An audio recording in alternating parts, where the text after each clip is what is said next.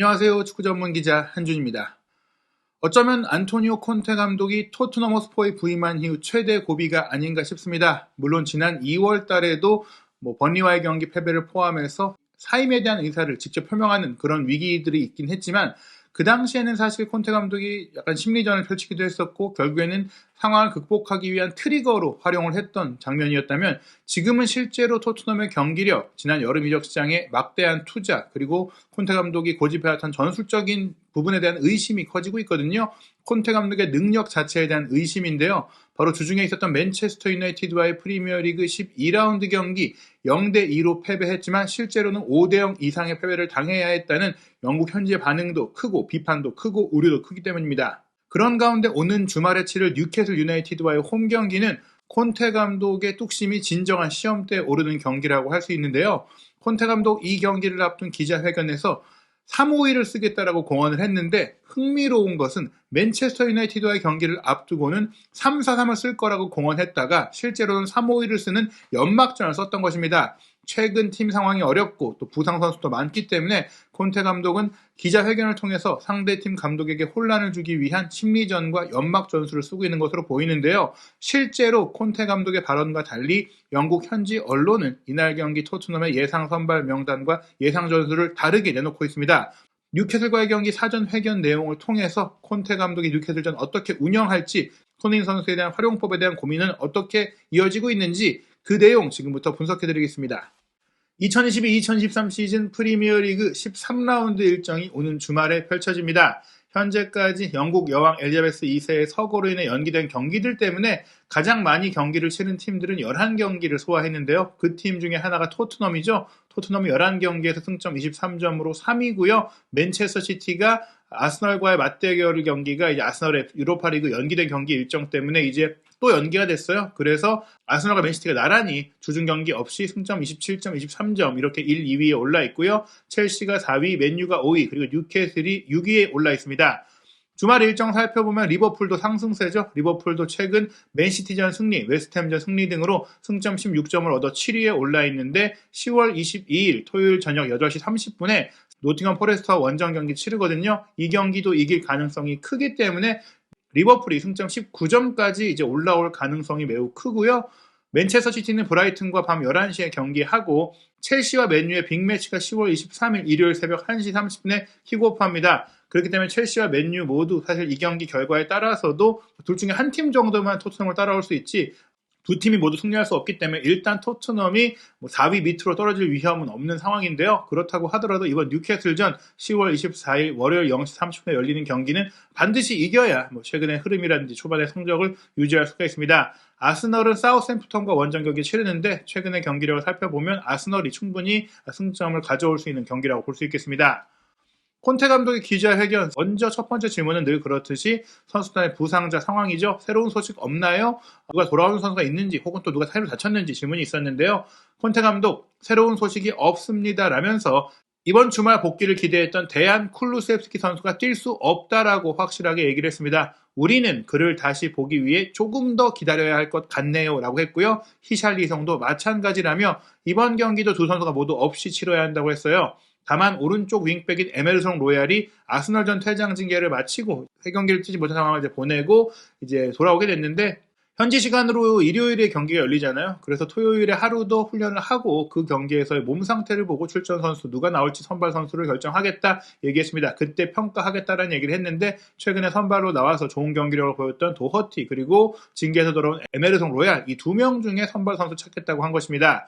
짧은 기간에 많은 경기를 하고 있기 때문에 선수들의 기량을 넘어서 선수들의 몸 상태, 피로도, 부상을 피해야 되는 부분들까지 체크하는 것이다. 실력을 체크하는 게 아니라 바로 그 몸 상태를 체크하겠다고 한 거예요. 로얄 선수가 프리미어리그 3경기를 뛰지 않았지만 챔피언스리그 경기는 출전하면서 경기를 뛰어왔기 때문에 물론 이제 챔피언스리그 경기를 로얄 선수가 뛰기도 했고 그럼에도 불구하고 도어티 선수의 경기력이 좋다면 도어티 선수가 또 시즌 초반에 부상 회복 과정에서 많은 경기를 또 안 뛰었기 때문에 체력상으로 도어티를 로테이션 해야 될 상황은 아닌데요. 일단 마지막 훈련까지 보고 일요일 뉴캐슬과의 경기를 위한 최선의 결정을 내리겠다고 했습니다. 맨유와의 경기에서 졌던 것 굉장히 내용적으로도 안 좋았고 많이 심리적으로도 위축됐을 것 같은데 어떻게 바꿀 것인가요? 어떻게 이제 반등을 끌어낼 것인가요? 어떤 변화를 줄 건가요? 라고 질문이 있었는데요. 콘테 감독 그 맨유와의 경기 다시 봤다라고 했습니다. 다시 보면서 분석을 한 내용 어떤지 설명했는데요. 우리의 경기 시작이 그렇게 나쁘지는 않았다고 생각합니다. 하지만 전반전 중반부터 조금은 격해졌죠. 맨유가 슈팅을 많이 했어요. 경기를 다시 보면 전반전은 그리 나쁘지 않았습니다. 제가 받은 인상은 더 부정적이었거든요. 후반전은 솔직히 시작하고 몇 분 만에 실점을 했습니다. 제 생각에는 그 골이 우리를 죽였습니다.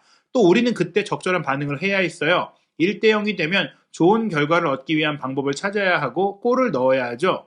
하지만 우리의 반응은 형편없었습니다. 저는 정말 솔직히 맨유가 이길 자격이 있다고 말했었죠. 승점 3점을 가져갈 자격이 있었습니다. 그리고 우리는 매 경기 배우는 게 중요합니다. 이런 유형의 경기, 수준 높은 경기에서 더 배워야 합니다. 경기의 시작부터 끝까지 싸울 준비가 되어 있어야 한다는 것을 알아야 합니다. 경기를 다시 봤더니 실제 경기장에서 봤던 때보다 전반전의 경기 내용은 나쁘지가 않았다. 다만 맨유가 많은 슈팅을 때리기 시작하면서 그런 활발한 슈팅 시도가 조금은 기세를 내주는 측면들이 있었고, 그러다가 후반 시작과 함께 골을 내주고 무너졌다. 골을 내줬을 때 사실은 만회하려고 골을 넣기 위해 움직이다 보면 그런 상황에서 이제 골을 넣고 다시 따라가야 되는데 그때의 플레이가 좋지 않았고, 또 그때 추가골까지 내줬고 기세를 가져오지 못했기 때문에 맨유가 잘했고 맨유가 이길만 했다. 우리는 솔직히 좋지 못했다라고 이제 진단을 했습니다.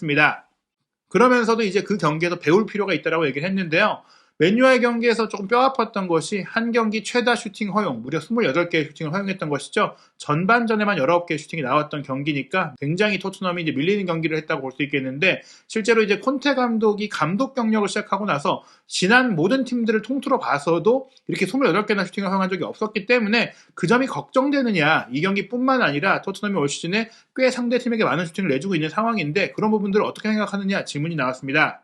이 질문에 대해서 콘테 감독은 솔직히 걱정 안 한다고 했습니다. 그 이유가 뭐냐면 많은 슈팅을 허용하긴 했지만 다 박스 밖에서 나온 중거리 슈팅이었다. 상대가 활발하게 중거리 슈팅을 많이 때렸기 때문에 그렇게 위협적이지는 않았다. 우리가 상대를 문전까지 진입하게 허용해가지고 7점을 할 수 있는 그런 근거리에서 슈팅을 많이 내렸다면 위험했겠지만 그런 건 아니었다. 다만 그렇게 슈팅을 내준 것조차도 물론 개선을 해야 되는 부분이 맞다라고 얘기를 했어요. 일단 토트넘의 경기 전략에 대해서 맨유와의 경기에서 일부러 물러선 건 아니었다. 많이 압박하려고 노력을 했고 높은 곳에서 압박을 하려고 했는데 그게 잘 안 됐다는 겁니다. 이런 경기, 특히 맨유 같은 수준 높은 팀과의 경기에서는 이렇게 고전할 수 있다는 것을 이제 알아야 되고 준비를 해야 된다. 다만 우리가 이렇게 고전하기보다는 조금 더 경기를 잘 운영할 수도 있었는데 더 좋은 해결책을 찾았어야 했는데 우리가 좀 잘 못한 면도 있다. 상대가 너무 강했던 부분보다도 우리가 잘 못했던 것이 있는 것은 맞다. 우리의 의도와 다르게 경기가 진행됐다라고 했는데요. 그런 부분은 어떻게 본다면 맨유가 생각보다 더 잘했다고 볼 수도 있겠죠.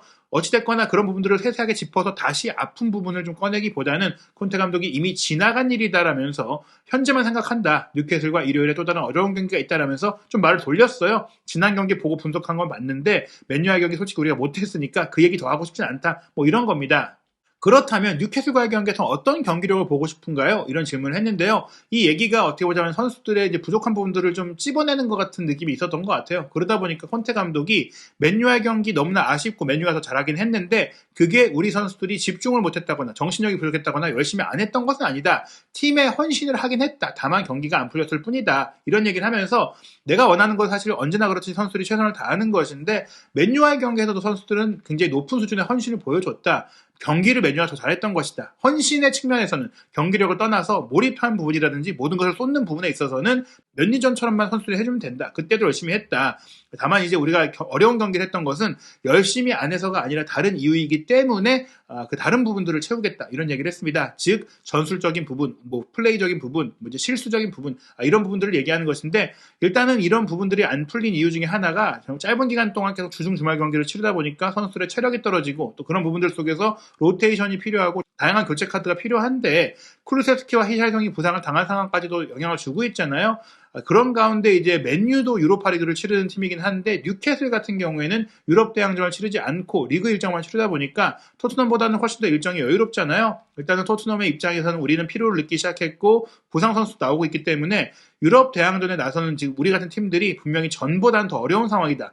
이전 시즌도 물론 유럽 대항전에 나가는 팀들이 더 어려운 일정을 소화하지만 올 시즌 같은 경우에는 11월 중순에 카타르 월드컵이 열리기 때문에 사실은 12월 초까지 챔피언스리그 경기가 이어지던 때보다는 훨씬 더 빡빡하게 경기를 치르고 있고, 그러다 보니까 우리가 이제 체력적으로 힘들고 그런 과정 속에 집중력도 떨어지고 경기력이 흔들릴 수 있는 것이지, 뭐 우리 팀의 다른 부분들, 뭐 선수들의 태도에 문제가 있는 건 아니다, 뭐 이렇게 얘기했습니다. 그러면서 뉴캐슬과의 경기도 선수들이 열심히 할 텐데, 다만 그 열심히 하는 부분들 속에서 나올 수 있는 체력적인 부분을 어떻게 채워주면서 경기력을 또 끌어올릴지 고민하고 있다고 했는데요. 일단 뉴캐슬이 최근 6경기에서 지지 않았고, 에디 하우 감독 체제에서 어떤 것들이 발전한 것 같은지 질문을 또 했어요. 콘테 감독도 뉴캐슬을 분석했기 때문에 일단 뉴캐슬이 지금 좋은 팀이라고 얘기를 했습니다. 그러면서도 사실은 뉴캐슬이 사우디 자본이 인수하면서 굉장한 투자를 받고 있잖아요. 미래가 더 위험한 팀이 될 것입니다 라고 얘기하면서 뉴캐슬의 자금력을 꼽았는데요. 챔피언스리그 진출을 노리는 팀이고 트로피를 노리는 팀이 될 것이다 라고 하면서, 분명 뉴캐슬이 그렇게 되려면 시간이 필요하겠지만 어찌됐거나 지난번 이적시장에서도 굉장히 영입을 잘했고 이적시장에 큰 잠재력을 갖고 있고 잉글랜드 최고의 팀 중에 하나가 되고 있다라고 하면서, 우리뿐 아니라 많은 팀들이 뉴캐슬을 주의해야 한다. 지금의 뉴캐슬도 마찬가지로 강력할 것이고 미래에는 챔피언스리그 진출도 도전하고 우승컵도 도전할 수 있는 팀이 될 것이다 라면서 뉴캐슬을 결코 만만히 봐선 안 된다라고 경계했습니다.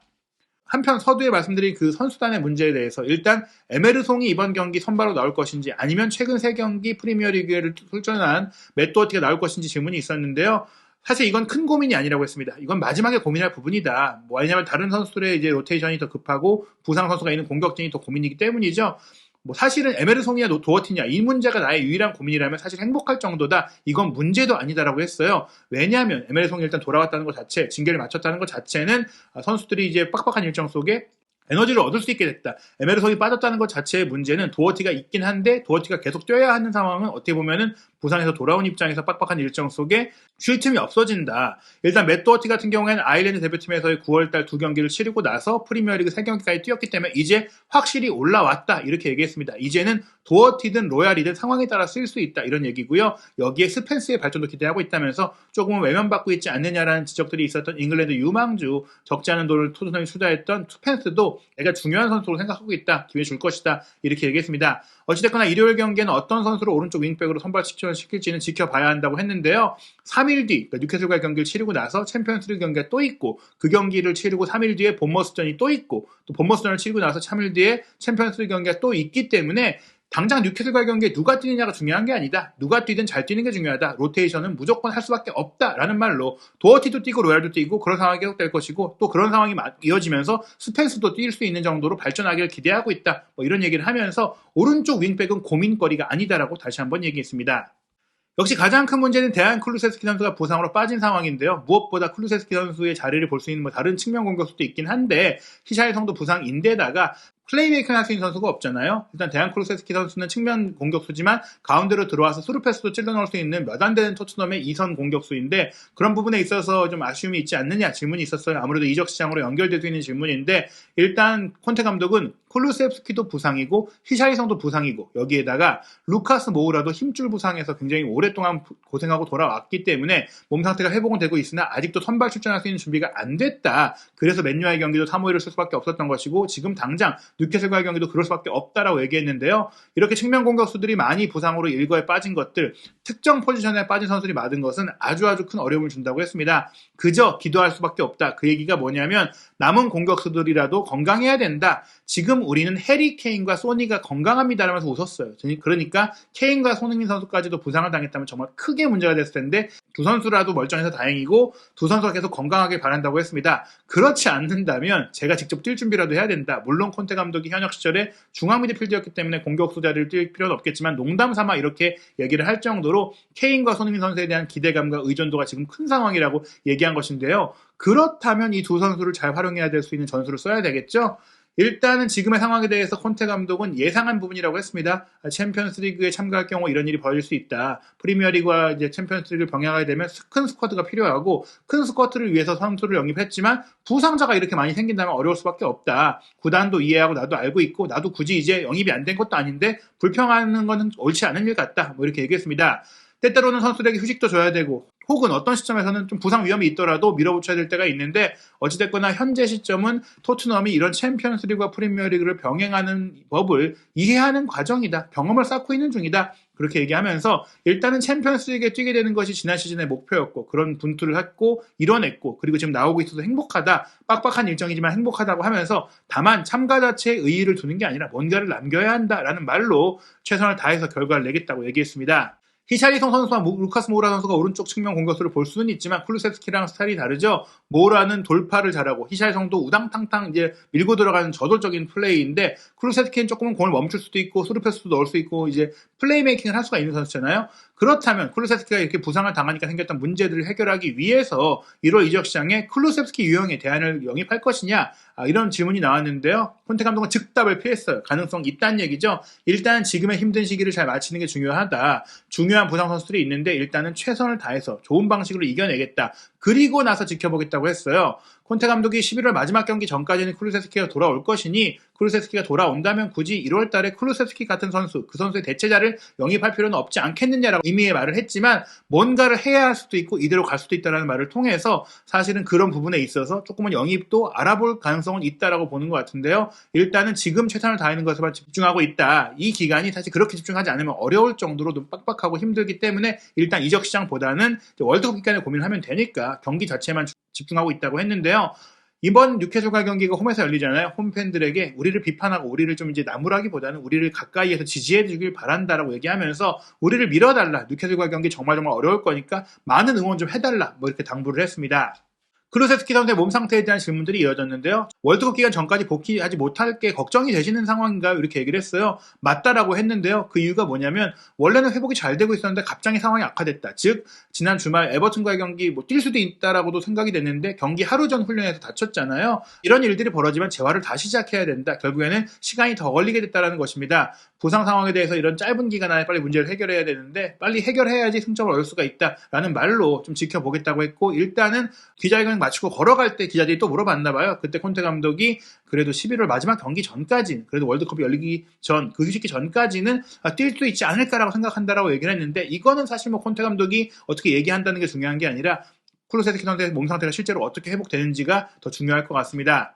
맨유와의 경기 토트넘 선수의 경기력이 좋지 않았는데 3-5-2 포메이션에 문제가 나온 것이냐 질문이 있었는데요. 그 부분에 대해서 콘테 감독은 3-5-2 때문이 아니다. 실제로 에버튼과의 경기에는 3-5-2를 썼을 때 더 잘 됐다. 경기 중에 선수 교체가 있을 수밖에 없었잖아요. 히샬리송이 빠지고 3-5-2를 쓰게 되면서 오히려 경기력이 좋아졌기 때문에 그게 문제는 아니었다. 그리고 솔직히 그 경기에 대해서 내가 변명을 찾자면 핑계거리를 찾자면 많이 찾아낼 수 있겠지만 그러고 싶지는 않다. 일단은 현 시점에 우리 선수단의 상황 가용할 수 있는 최고의 선수를 줄을 세워보자면 3미드를 쓰는 게 최선이다. 지금 측면 공격수들은 선발로 뛸 정도의 컨디션이 아니고 그런 경기력이 아니기 때문에 오히려 비수마를 투입해서 3-5-2를 쓰는 게 우리에겐 최선의 상황이다. 만약 루카스 모우라가 몸 상태가 좋다면 선발로 뛸 수 있는 컨디션이라면 루카스 모우라를 손케 투톱과 함께 뛰게 하는 3-4당을 쓸 수 있겠지만 그러기는 어렵지 않겠느냐 이런 얘기를 했는데요. 바로 이 부분이 연막이 아닐까 싶은 것입니다.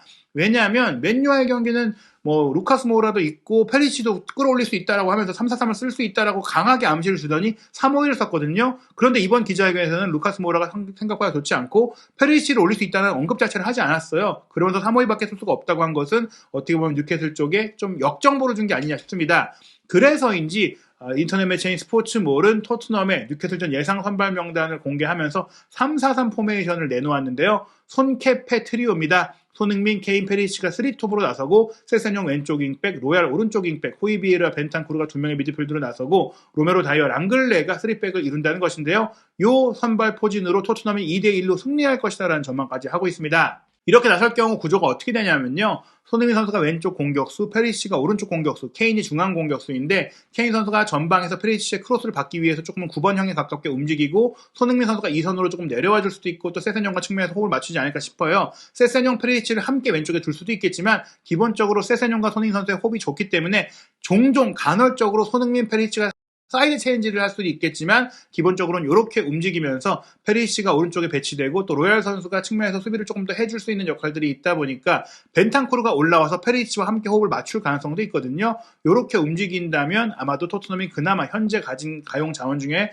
공격력을 극대화할 수 있다. 페리시 선수가 크로스 패스를 올렸을 때 세소닝이 들어와서 또 컷백을 내주거나 손흥민 선수와 연계할 수도 있고 페리시가 또 지난번 최근 경기에서 보여줬듯이 문전의 손캐듀를 향한 패스를 좀 연결하는 것뿐 아니라 꺾어 때리는 슈팅까지 시도할 수 있는 포지션이 될 수 있거든요. 페리시치를 끌어올려서 윙백이 아니라 윙포워드로 쓴다면 또 어떤 경기력이 나올지를 시험해 볼 수도 있는 경기인데, 그럴 수 있는 이유가 뉴캐슬의 포백 라인을 보면 댄번 선수가 최근에 레프트백을 보고 있는데, 이 선수가 사실 센터백에 가까운 선수고 센터백을 볼 수 있는 그런 신체 조건을 갖고 있는 선수잖아요. 요 댄번을 상대로 페리시치가 속도 경쟁을 하지 않고 기술적인 면을 통해서 이 댄번을 흔들어 놓을 수가 있다면, 또 손흥민 선수도 그 위치로 가서 공략을 할 수가 있기 때문에 손패 이 두 명의 선수를 활용해서 상대의 풀백을 공략할 수 있다. 트리피어는 굉장히 공격적인 풀백이기 때문에 뒷공간을 내줄 수 있고, 덴버는 조금은 이제 속도감이 떨어지는 센터백 유형의 선수이기 때문에 이 레프트백 자리를 공략할 수가 있다. 그래서 투톱을 쓰는 것보다는 쓰리톱을 쓸 가능성이 있어서 조금은 연막을 쳤지 않았을까, 이런 생각을 할 수가 있겠고요. 또 조일록, 기마랑이스, 롱스테프의 3미드를 상대로 토트넘이 2미드를 쓰는 게 좀 우려가 될 수가 있는데, 손흥민 선수가 조금 내려와서 미드필드 역할을 해주고 또 케인 선수도 내려와서 역할을 해주는, 조금 아쉬울 수 있어도 그런 부분들이 될 수가 있고, 대신에 랑글레가 왼쪽 센터백으로 나와서 세센용이나 손흥민 선수에게 바로 직선 패스를 찔러 넣어가고 공격을 할 수 있는 또 그런 부분들도 추구할 수가 있겠거든요. 손흥민, 페리시치가 한 라인에 있을 때 아쉬움을 좀 덜어낼 수 있는 방법이 또 페리시치를 오른쪽 공격수로 쓰는 것이니까, 과연 콘테 감독이 기자회견에서 얘기했던 것과 다른 그 맨유와의 경기를 앞두고 얘기했던 페리시치를 측면 공격수로 끌어올린다라는 그 아이디어를 이번 경기에 쓰지 않을까라고 생각이 됩니다. 과연 토트넘이 이번 경기 손흥민 선수와 페리시치를 함께 쓰면서 공존할 수 있는 해법을 찾을 수 있을지 경기 지켜보고 돌아오겠습니다.